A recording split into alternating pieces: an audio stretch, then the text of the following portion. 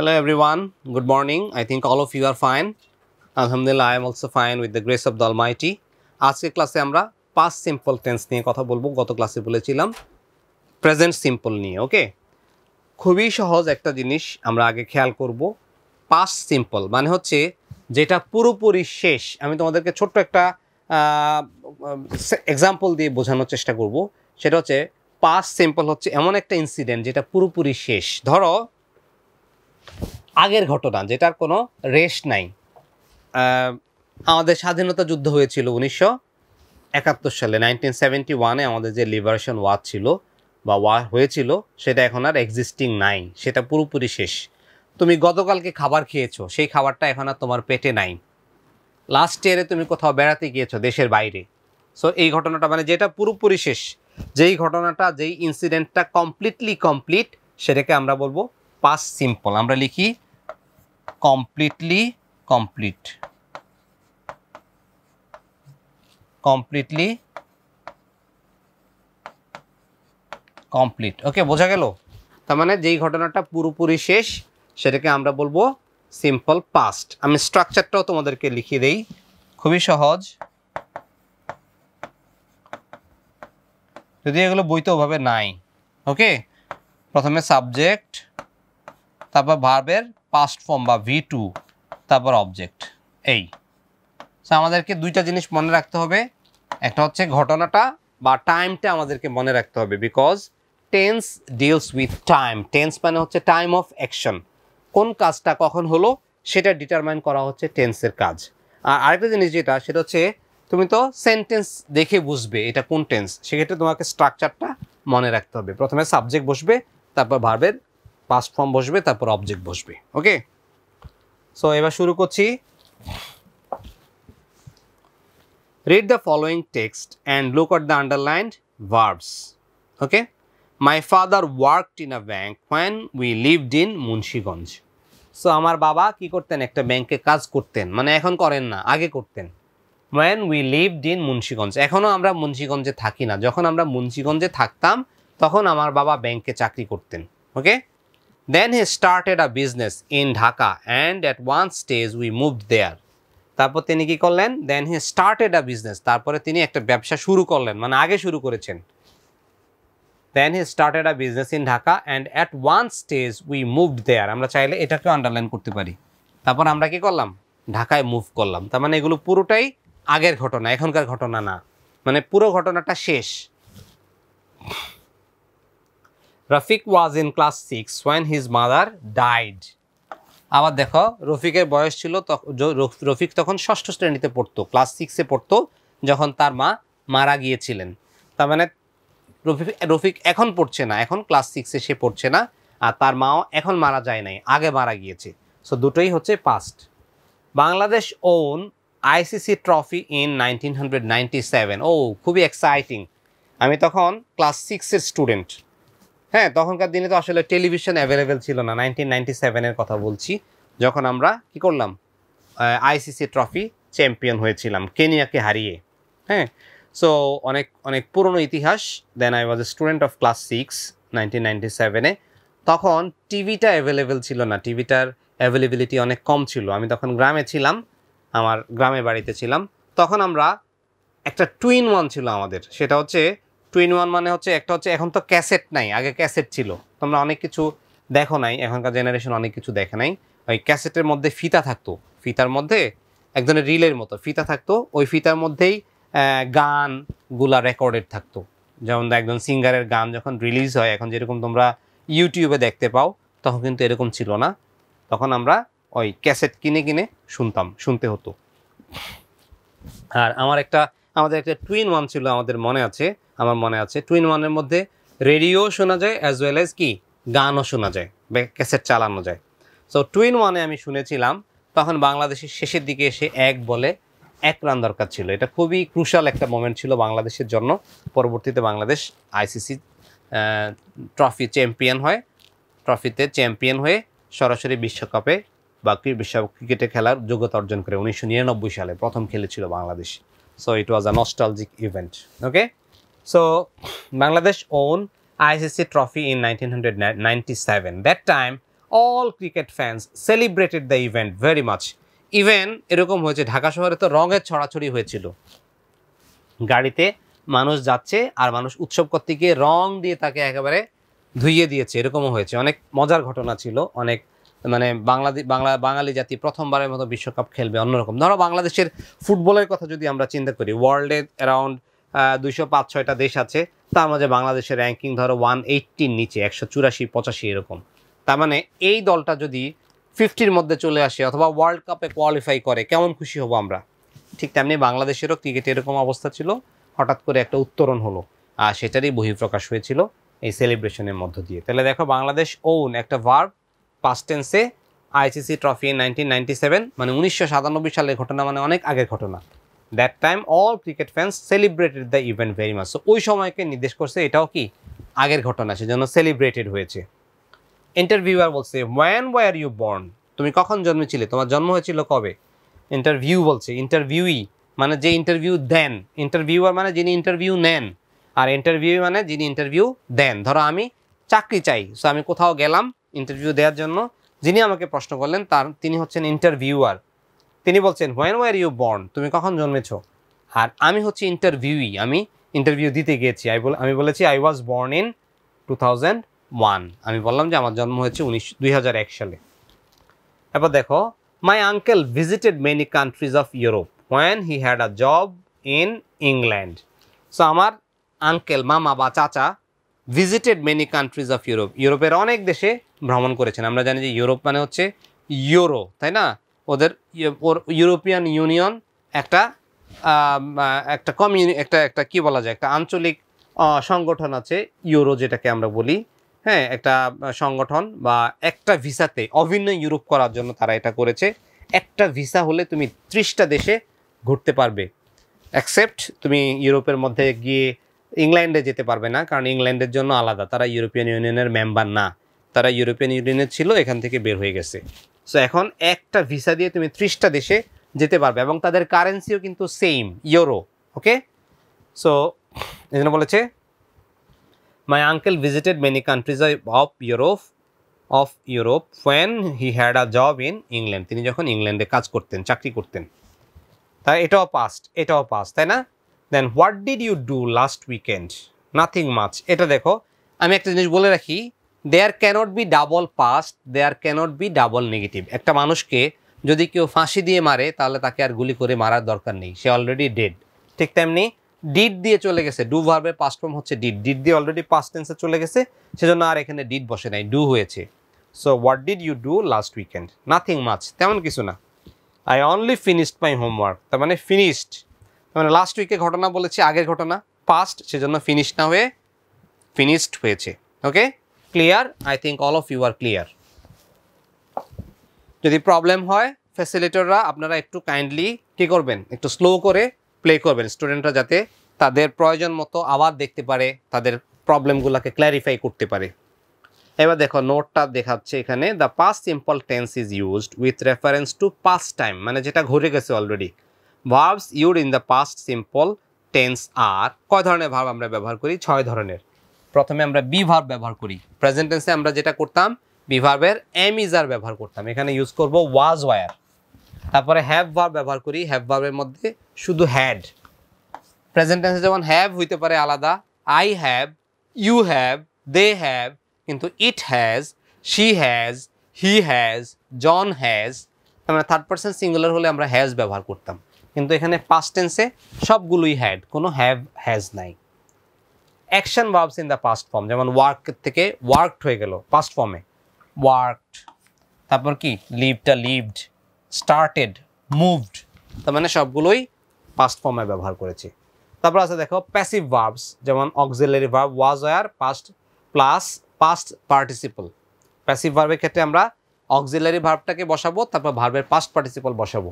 For example was informed, এই যে দেখো ওয়াজটা আছে, তারপর ইনফর্মের পাস্ট পার্টিসিপল ওয়াজ ইনফর্মড। তারপর দেখো ওয়ার স্টোলেন, ওয়ার দিলাম, দেওয়ার পর স্টিল ভার্বের past participle, steal, stole, stolen, V3। Was born, bear, bore, born, তার মানে আমরা পেয়ে গেলাম এটা হচ্ছে প্যাসিভ ভার্ব। তাহলে আমরা পেলাম বি ভার্ব, তারপর পেলাম হ্যাভ ভার্ব, তারপর পেলাম action verb in past form, then পেয়েছিলাম প্যাসিভ ভার্বস, এরপর আছে অক্সিলারি ভার্বস। অক্সিলারি ভার্বস মানে এখানে শুধু ডিড ব্যবহার হয়। ওকে, প্রেজেন্ট টেন্সে আমরা ডু অথবা ডাজ ব্যবহার করতাম, কিন্তু পাস্ট টেন্সে অক্সিলারি ভার্ব হিসেবে আমরা শুধুমাত্র ডিড ব্যবহার করব। আর এই ভার্বটাকে আমরা কখন ব্যবহার করব? যখন সেন্টেন্সের মধ্যে অক্সিলারি ভার্ব পাবো না, কিন্তু এটাকে নেগেটিভ অথবা ইন্টারোগেটিভ করা লাগে।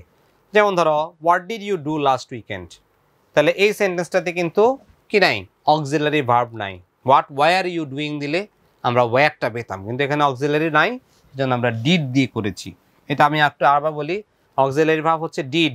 Did is used in making interrogative or negative sentences. Normally কি ডিড ব্যবহার করা লাগে না, কিন্তু যখন তুমি সেন্টেন্সটাকে বলেছে যে কি আই ডিড মাই হোমওয়ার্ক, অথবা লিখলা যে I was doing my homework, হ্যাঁ, অথবা I visited my village home last weekend, আমি গত ছুটিতে আমার কি গ্রামে বাড়িতে বেড়াতে গিয়েছিলাম। সো এখানে কিন্তু কোনো অক্সিলারি ভার্ব নাই, সেক্ষেত্রে তুমি ডু অথবা ডাজ ছিল প্রেজেন্ট টেন্সে, আর পাস্ট টেন্সে আমরা ডিড ব্যবহার করবো, এই যে what did you do last weekend. Okay, আর একটা আছে মোডালস। মোডালসের মধ্যে আমরা ব্যবহার করব পাস্ট ফর্মগুলা। কুড, উড, মাইট হতে পারে। Could, would, use to, might. Okay, মেয়ের পাস্ট টেন্স মাইট। সো এগুলো আমরা মোডালস হিসেবে পেতে পারি। ঠিক আছে, আমরা একটু প্রসিড করছি সামনের দিকে। Use the correct form of verbs in the following gaps. When I dash a child, I dash how to ride a bicycle. When I was a child, আমি যখন কি ছিলাম? শিশু ছিলাম। I dash how to ride a bicycle. আমি জানতাম কিভাবে cycle চালাতে হয়। Okay? My elder brother dashed me carefully and at one stage আচ্ছা, তাহলে আমি জানতাম না। When I was a child, যখন আমি ছোট ছিলাম, যখন আমি শিশু ছিলাম, I did not know দিতে পারি। I didn't know, আমি জানতাম না কিভাবে বাইসাইকেল চালাতে হয়। I didn't know how to ride a bicycle. My elder brother dashed me carefully and at one stage, my elder brother trained me অথবা helped me হতে পারে, আমার বড় ভাই আমাকে শিখিয়েছেন। ওকে, my elder brother trained me, training দিয়েছেন। My elder brother trained me carefully and at one stage I was able to learn it. আমি এটা শিখতে পেরেছি। I was able to learn it. So হয়ে গেল আমাদের প্রথমটা। তারপরে দেখো, our school dash an inter-school debate competition on 23 March. তার মানে আমাদের স্কুল আয়োজন করেছিল। Our school organized অথবা arranged, আমি organized দিব। Our school organized an inter-school debate competition on 23rd March and we dashed the runner-up position. We got the runner-up position. আমরা runner-up হয়েছিলাম, চ্যাম্পিয়ন হতে পারি নাই। We got the runner-up position. We dashed a certificate and a crest from the chief guest. তাহলে we received. Okay, we achieved অথবা we received দিতে পারি আমরা। প্রধান অতিথি থেকে আমরা কি করলাম? একটা ক্রেস্ট এবং একটা সার্টিফিকেট গ্রহণ করেছিলাম, আমরা যেহেতু রানার আপ হয়েছিলাম সেই জন্য। So our school arranged or organized an inter-school debate competition on 23 March and we became the runner-up, or we achieved the runner-up position. We received the certificate and a crest from the chief guest. তারপর দেখো, last night we dashed no electricity in our locality. আমাদের এলাকায় কোনো current ছিল না, electricity ছিল না। We had no electricity. Okay, last night we had no electricity in our locality. আমাদের এরিয়াতে কোনো ইলেকট্রিসিটি ছিল না। My father dashed some candles and we all dashed a candlelight dinner. My father bought some হতে পারে, আমার বাবা কিছু ক্যান্ডেল কিনেছিলেন, অথবা my father put on, হ্যাঁ, put on মানে কি? জ্বালানো। আমরা ইয়েই দেই, my father bought some candles and we all dash a candlelight dinner. We all had a candlelight dinner. সবাই মিলে আমরা candlelight dinner করেছিলাম। and we had a candlelight dinner. এটাকে আমরা bought না দিয়ে কি লিখতে পারি? My father lit, light form, লাইটের পাস্ট ফর্ম লিট, এটাই দিই, লিট দিই। আমার বটের থেকে লিটটা বেশি যায়, তাই না? জ্বালিয়েছিলেন, লাইট ভার্বের পাস্ট ফর্ম, লাইট লিট। তাহলে my father lit some candles and we all had a candle light dinner. It was great fun, খুব মজা ছিল। It was great fun, it was great fun. He dash play football in his youth, he use to play, he use to play মানে তিনি খেলতেন। He use to play football in his youth, তিনি তার young এইজে, তিনি যখন যুবক ছিলেন তখন কি করতেন? ফুটবল খেলতেন। ওকে, এবারে আমরা চলে যাচ্ছি আমাদের নেক্সট আইটেমে। Make past tense questions and answers using the words given, one is done for you. So এখানে আমরা কি করব? প্রশ্ন করব এবং আমরা উত্তর দেওয়ার চেষ্টা করব। Who you see in the room, আমরা লিখতে পারি who did you see in the room, তুমি রুমে কাকে দেখেছো? তুমি লিখতে পারো I saw my father in the room. I see Jamal there, তাহলে এখানে কি করতে পারি? আই সি জামাল দেয়ার না দিয়ে লিখতে পারি পাস্ট টেন্সে I saw Jamal there, I saw Jamal there. Okay, then when you go to school, তুমি কখন স্কুলে গিয়েছিলে? তাহলে when did you go to school, when 3 number, when did you go to school. এটাকে প্রশ্নবোধক দেয়া আছে, কোয়েশ্চেন মার্ক দেয়া আছে, তারপরে আমাদেরকে মেক সেন্টেন্স করতে হবে এমনভাবে যেন কোয়েশ্চেন মার্ক হয়। When did you go to school. এবার দেখো we go to school at 8:15 AM, তাহলে উই গো হয়ে যাবে ওয়েন্ট, তাই না? তাহলে we went to school, we went to school at 8:15 AM, আমরা সকাল 8:15 স্কুলে গিয়েছিলাম। Where you celebrate your holiday, তার মানে তুমি কোথায় গিয়েছিলে? তাহলে where did you celebrate, where did you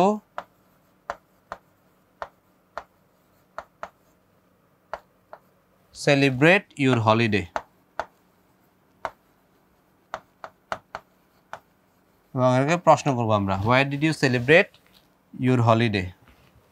তাহলে we celebrated our holiday, we celebrated our holiday, আর we celebrated holiday in our village. তাহলে কি? We celebrated